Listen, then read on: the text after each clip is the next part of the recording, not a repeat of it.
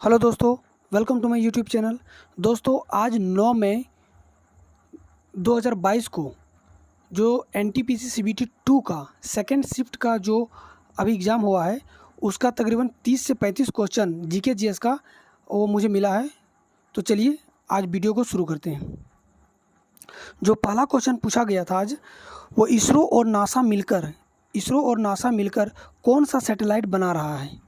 देखिए, नासा और ISRO synthetic aperture radar या निसार मिशन के तहत ये सैटेलाइट बना रहा है। अगला क्वेश्चन जो पूछा गया था, वह अंग्रेज़ों ने भारत में अपना पहला फैक्ट्री कहाँ पर स्थापित की थी। तो देखो, अंग्रेज़ों ने अपना प्रथम फैक्ट्री सूरत में या फिर कोठी या फिर फैक्ट्री सूरत में 1608 ईस्वी में खोली गई थी। अगला क्वेश्चन जो पूछा गया था, BBC स्पोर्ट अवार्ड 2021 किसे मिला है। देखिए, मीराबाई चानू को मिला है BBC sport woman of the year award 2021। अगला क्वेश्चन जो पूछा गया था, संस्कृत मंत्रालय द्वारा कौन सा महोत्सव वेस्ट बंगाल पश्चिम बंगाल में मनाया गया। तो राष्ट्रीय संस्कृत महोत्सव 2021 को पश्चिम बंगाल में मनाया गया। संविधान में संसदीय प्रणाली किस देश से ली गई थी। देखिए, संसदीय प्रणाली ब्रिटेन से ली गई थी। अगला जो क्वेश्चन पूछा गया था, मानव विकास सूचकांक में पहला देश कौन सा है। देखिए, मानव विकास सूचकांक में नॉर्वे पहला देश है और भारत का अभी जो स्थिति है वह 131वां है। अगला क्वेश्चन जो पूछा गया था, USB का फुल फॉर्म क्या है। देखिए, कंप्यूटर से क्वेश्चन है, USB का फुल फॉर्म, और इसका जो फुल फॉर्म है यूनिवर्सल सीरियल बस। अगला जो क्वेश्चन पूछा गया था, ये ज्योग्राफी से था, सबसे ज़्यादा काली मिट्टी किस क्षेत्र में पाई जाती थी। इसका ऑप्शन दिया गया था, गंगा यमुना का मैदान, हिमालय का मैदान और दक्कन का पठार। चौथा ऑप्शन नहीं मिला है, लेकिन जिसका करेक्ट आंसर हो जाएगा ये है दक्कन का पठार। इस एरिया में सबसे ज़्यादा काली मिट्टी पाई जाती है। अगला क्वेश्चन पूछा था, धीमांसा कहाँ का लोक नृत्य है। देखिए, धीमांसा ये आंध्र प्रदेश का लोक नृत्य है, आंध्र प्रदेश इसका करेक्ट आंसर हो जाएगा। वर्ल्ड लेप्रोसी डे कब मनाया जाता है। देखिए, 30 जनवरी को मनाया जाता है वर्ल्ड लेप्रोसी डे। अगला क्वेश्चन पूछा गया था, अष्टाध्याय के लेखक कौन है। देखिए, अष्टाध्याय का लेखक जो पाणिनि है और ये एक संस्कृत व्याकरण है। अष्टाध्याय का मतलब होता है 8 अध्यायों वाला जो एक व्याकरण है वो, और ये संस्कृत व्याकरण है। अष्टाध्याय में किस चीज़ का बारे में बताया गया, तो ये कश्मीर की सुंदरता के बारे में बताया गया है अष्टाध्याय। और इसको लिखा कौन है, इसका लेखक पूछा गया, तो इसके लेखक क्या है, महर्षि पाणिनि है। अगला जो क्वेश्चन पूछा गया था वो है, ये भी ज्योग्राफी से नदी के बारे में पूछा गया था, ब्रह्मपुत्र नदी को तिब्बत में किस नाम से जाना जाता है। देखिए, ब्रह्मपुत्र नदी को कई नामों से जाना जाता है और कई अलग अलग एरिया में अलग अलग नामों से जाना जाता है। जैसे ब्रह्मपुत्र नदी को तिब्बत में सांगपो के नाम से जाना जाता है, सांगपो। यहीं पे अगर बात कर ले, अरुणाचल प्रदेश में इसको किस नाम से जाना जाता है, तो दिहांग के नाम से जाना जाता है ब्रह्मपुत्र नदी को। और बांग्लादेश में यमुना के नाम से जाना जाता है, और भारत में ब्रह्मपुत्र नदी के नाम से जाना जाता है। जब बांग्लादेश से भारत में इंटर करता है तो ये जमुना होता है, और जब भारत में आ जाता है तो इसको ब्रह्मपुत्र कहा जाता है। अगला जो क्वेश्चन पूछा गया था, गांधी इरविन समझौता से पूछा गया था। देखिए, गांधी इरविन समझौता 5 मार्च 1931 को हुआ था। किसके बीच में, महात्मा गांधी और तात्कालिक वायसराय जो लॉर्ड इरविन थे उनके बीच में। इस समझौता में जो मुख्य जो फोकस रहा था वो था कि इसमें जो सविनय अवज्ञा आंदोलन था उसको वापस ले लिया था गांधी जी द्वारा। सविनय अवज्ञा आंदोलन को गांधी जी द्वारा वापस ले लिया गया था गांधी इरविन समझौता में। यह हुआ था कब, 5 मार्च 1931 को।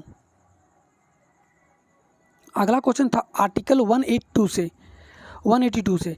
देखिए, आर्टिकल 182 है क्या, तो विधान परिषद वाले प्रत्येक राज्य, जितने भी राज्य में, सारे राज्य में नहीं है विधान परिषद, लेकिन जितने भी राज्य में विधान परिषद है उन सारे राज्यों में विधान परिषद वाले प्रत्येक राज्य में विधान परिषद यथाशीघ्र अपने 2 सदस्यों को अपना सभापति और उपसभापति चुनेगी।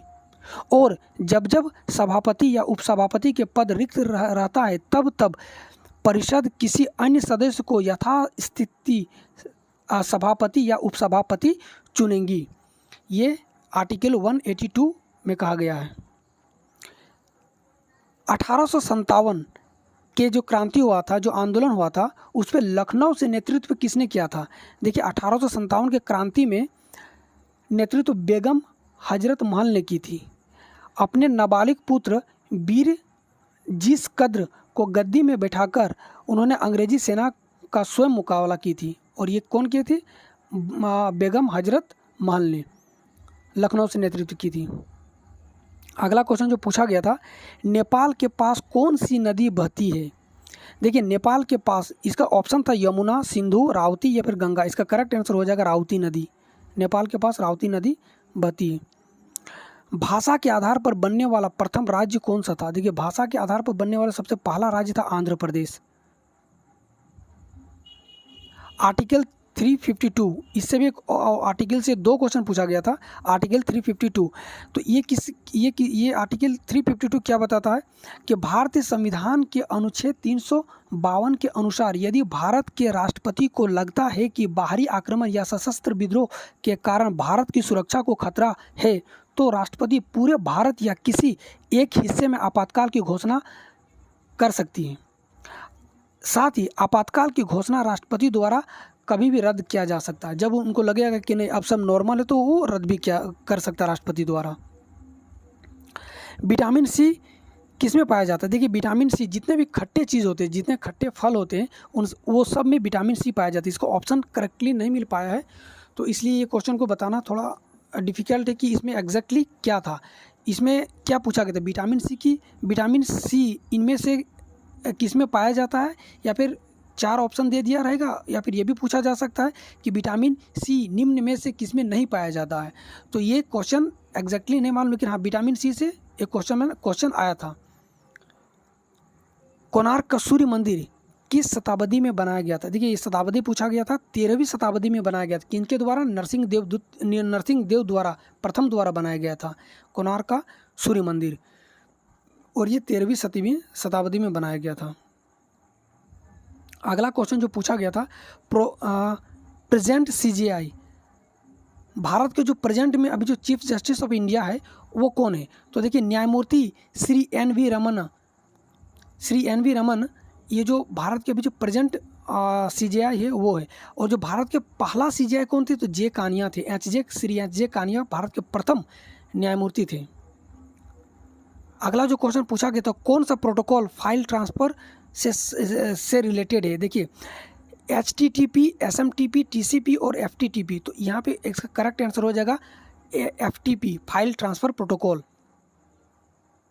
देखिए HTTP का फुल फॉर्म क्या है? Hyper text transfer protocol, HTTP का फुल फॉर्म है।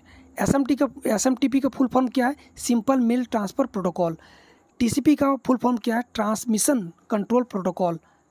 और FTP का फुल फॉर्म क्या है? File transfer protocol. और आपका क्वेश्चन पूछा गया तो कौन सा एक प्रोटोकॉल है जो फाइल को ट्रांसफ़र करता है? तो फाइल ट्रांसफ़र प्रोटोकॉल FTP।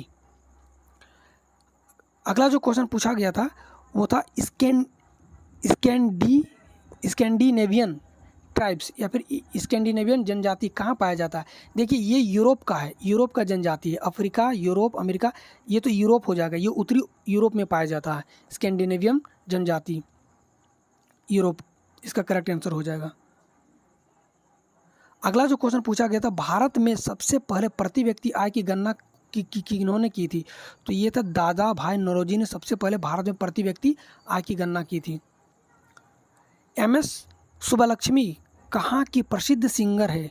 देखिए MS सुब्बलक्ष्मी ये मदुरई की एक प्रसिद्ध सिंगर है। गोवा को पूर्ण राज्य का दर्जा कब दिया गया था? देखिए 30 मई 1987 को गोवा को पूर्ण राज्य का दर्जा दिया गया था। 30 मई 1987 को। भारत से सटा हुआ भारत का सबसे छोटा पड़ोसी देश कौन सा है? ऑप्शन है भूटान, नेपाल, म्यांमार और पाकिस्तान। तो इसका करेक्ट आंसर हो जाएगा भूटान। भारत का सबसे छोटा पड़ोसी देश भूटान है। हेपेटाइटिस A शरीर के किस अंग को प्रभावित करता है? यह हेपेटाइटिस ए लीवर को प्रभावित करता है। राइजोबियम किस पौधे की जड़ों में पाया जाता है? देखिए राइजोबियम किस पौधे की जड़ों में पाया जाता है, इसका जो एग्जैक्टली ऑप्शन नहीं मिल पाया है। देखिए राइजोबियम जो होता है ना, ये एक बैक्टीरिया है और ये जितने भी दलहनी पौधे होते हैं जिससे दाल बनता है, उन सब पौधों में ये राइजोबियम के जो बैक्टीरिया है वो पाया जाता है उनके जड़ों में। तो ऑप्शन के अनुसार जो भी था आप उस हिसाब से उसका ऑप्शन सही होगा।